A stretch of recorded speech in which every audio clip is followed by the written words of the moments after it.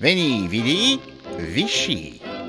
On a compris qu'il n'avait pas le sens de l'honneur. Le record du monde de la trahison. Puis il y a des choses complètement ubuesques, comme par exemple aller changer de sexe en mairie. Nous, on les mettra hors d'état de nuire, évidemment. C'est un bâton merdeux. Pour lui, pour mettre le feu, il est toujours là. Vous êtes bien dans les années 20.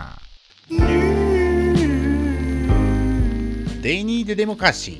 Une nouvelle fois, le pouvoir en place bafoue la voix du peuple en refusant à ceux qui rallient les suffrages du plus grand nombre de poursuivre leur mission progressiste. Je me suis dit que l'inconséquence du président de la République était inquiétante. Le déni de démocratie en refusant d'appeler la formation politique qui est arrivée en tête aux élections est grave. Mais non, foin de ces castaux antisémites qui ont mérité la légitime mise à l'index de notre clairvoyant monarque.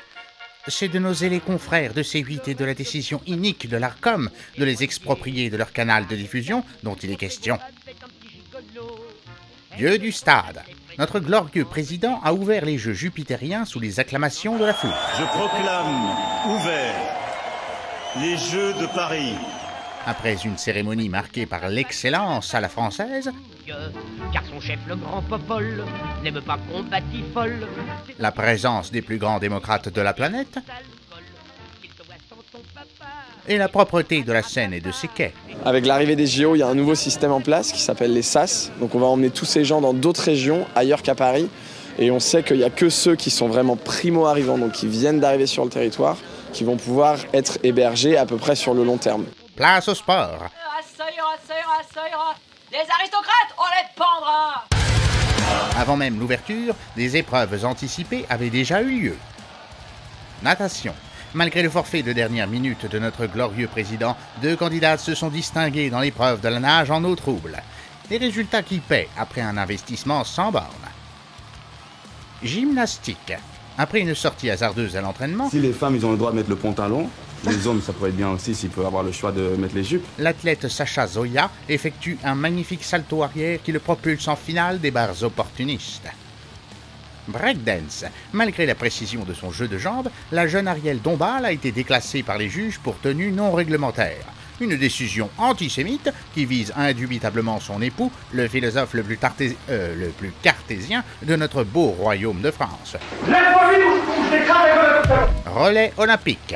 Afin de renforcer le corpus des quelques 45 000 bénévoles requis pour ces 2 semaines, Sanofi a rendu ses salariés disponibles pour injecter des forces vives à une organisation quelque peu désargentée. Le fascisme ne passera pas. International. En marge de la trépidante actualité hexagonale, quelques informations saillantes, quoique mineures, ont retenu notre attention. Aux États-Unis, la prochaine élection présidentielle suit son cours sans surprise. À Gaza, les antisémites locaux se plaignent de l'absence d'ombre sur leur plage. Où allons-nous aller? Nous n'avons pas d'argent pour partir, rien pour manger ni à boire. Et finalement, on nous dit d'évacuer nos maisons et nos tentes. Ce n'est tout de même pas la faute du gouvernement israélien s'ils n'ont pas eu l'intelligence d'y installer des abris antimissiles. Au Bangladesh, l'industrie du textile mondial subit une chute momentanée de production. Des étudiants et des journalistes ont été tués et l'armée a été largement déployée dans plusieurs villes du pays. Mais rassurez-vous, tout devrait rentrer dans l'ordre d'ici quelques jours afin que vous puissiez profiter des dernières tendances de la mode. La patrie a besoin de vous. Le gouvernement a démissionné il y a 1 mois et tu t'inquiètes pour la rentrée. Tu trouves catastrophique le casting des castors castristes et castrateurs. Pas de panique. Aide notre président à trouver son premier sinistre. Retrouve les candidats ayant réussi l'amalgame de l'autorité et du chat. Parmi cette foule de candidats. Une médaille en chocolat pour toute réponse commençant par Xavier et finissant par Bertrand.